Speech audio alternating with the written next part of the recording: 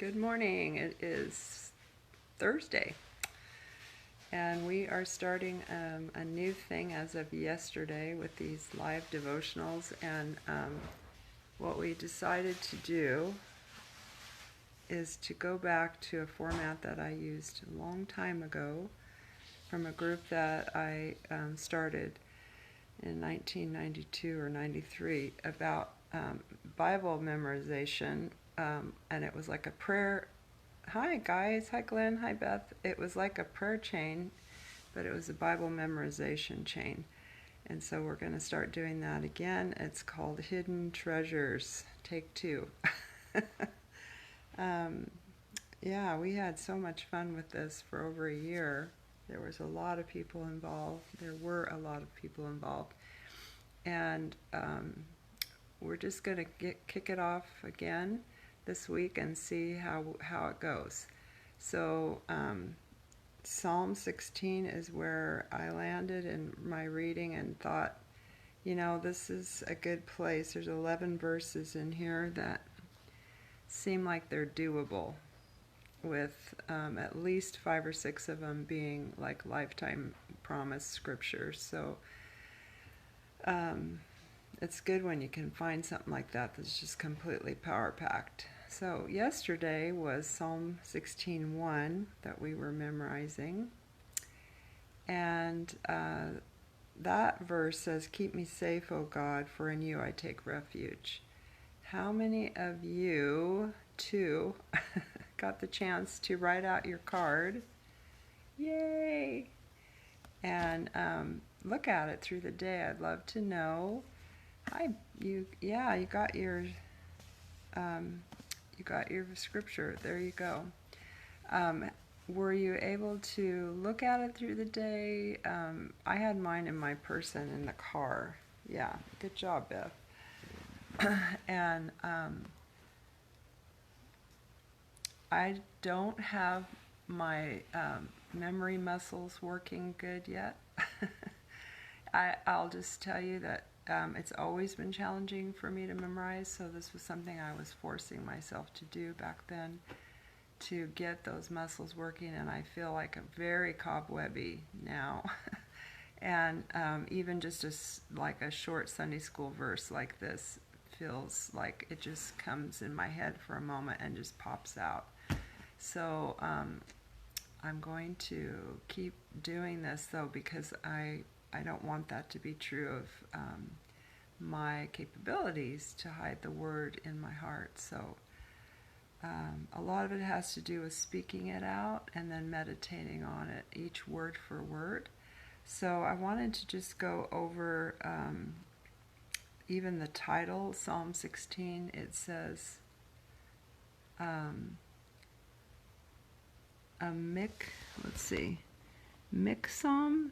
Miktam of David, and that word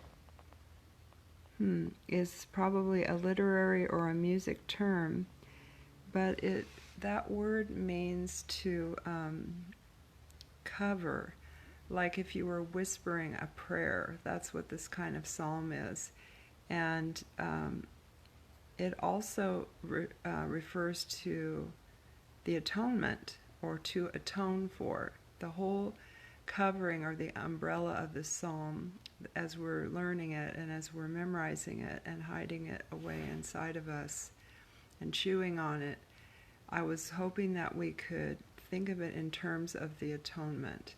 And so the definition of the atonement in our belief system is the reconciliation of God to mankind through Jesus Christ. If we look at that in these verses, I think that it can bring a lot of deep meaning to us, and revelation and understanding. So the first verse that we memorized yesterday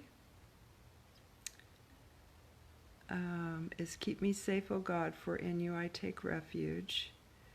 And I looked up a few of these words, and I wanted to encourage you to do the same thing. So to take refuge is to take shelter.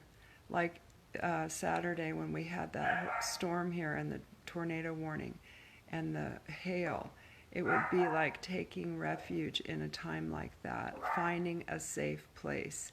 And we get the French word refugee from that, and that's when people are fleeing from a country or a government that is unsafe.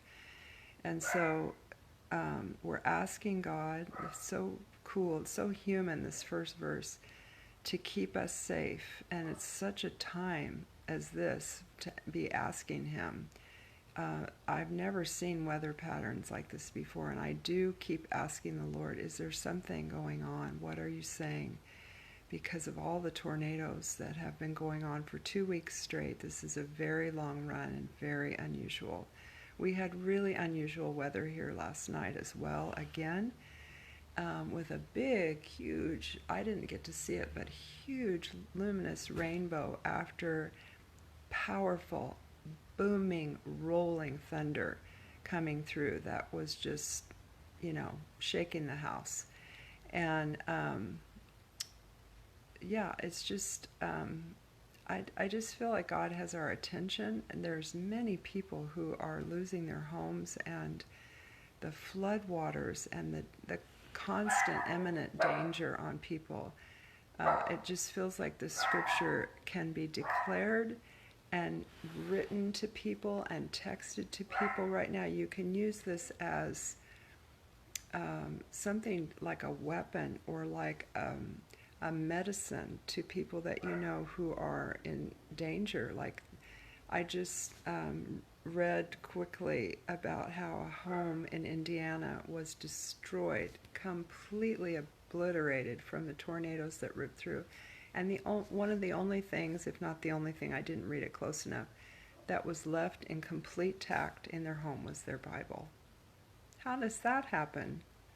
I just was at the mechanic's office yesterday, and he said that when the car fire happened here last year, he lives several miles east of Reading, and he had entire pages of books float through the air and land in his yard, along with all the debris and the burnt leaves and stuff that were polluting the air. He had entire, the page brims were burnt, but they landed in his yard from who knows where, he said. And so how does one book that the pages are fragile, they're not regular pages like a book, they're super thin, how does that last through a tornado? It's totally God. That is totally a miracle. And I just wanted to say that you can use the beauty of this, knowing these scriptures and really knowing them is going to be how you're going to be able to release them into other people's lives as well. So keep me safe, O God, for in you I take refuge. That was for yesterday. And then today is Psalm 16 verse 2, which is here on this card and hopefully on your card too. I said to the Lord, you are my Lord. Apart from you, I have no good thing. And on my card, I underlined words that I wanted to emphasize with my mouth. I said, and please do this with whichever word you want to emphasize. You don't have to copy me, or you don't have to underline anything. I said to the Lord. So I was just reminding myself that I can say to the Lord, I can remind him, you are my Lord. Apart from you, I have no good thing. And so this reminded me of how it felt to be a Christian, brand new Christian for the first time, and that realization of, wow, apart from him, what have I been thinking, Apart from him, I really don't have any good thing. I don't really have anything to speak of life or goodness apart from him. So I looked at the cross-reference too here in Psalm 73:25, and it was actually verse 26 that caught my attention. And I have to go. I can hear Penny coming. I've got to get going here to take her to school. But just as a little cross-reference for us to be thinking about when we're memorizing this today. I have nothing on the earth besides you, it says in 25, but 26 says, you're the strength of my heart, God, and my portion forever. So you are my Lord, and apart from you I have no good thing. That's for today, verse 2. And so I wanted to just say to you that as we do this, I want you to invite other people to do it along with you and to be accountable to you if you feel like doing this. Like if you want to have a little group in your family or your friends that are interested in beginning to memorize scripture, have them start to tell you, and there will be what I was describing yesterday, like streams going out of this, where we might be the hub, but there will be streams of people who break off and actually are a part and can learn the word and to hide the word at the same time. Okay, I think that was it. Let me just see what you guys are saying here.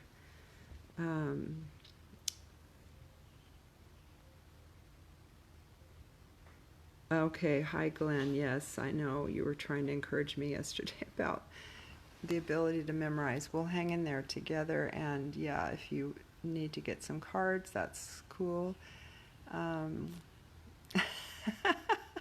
I love you took a video, Beth. You're so cool. Yes, I want to see your process. And hi, Christine. And I guess that's it for today.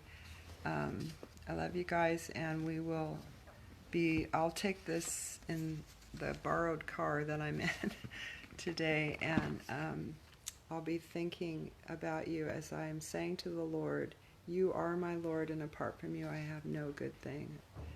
All right, bye. Have a great day.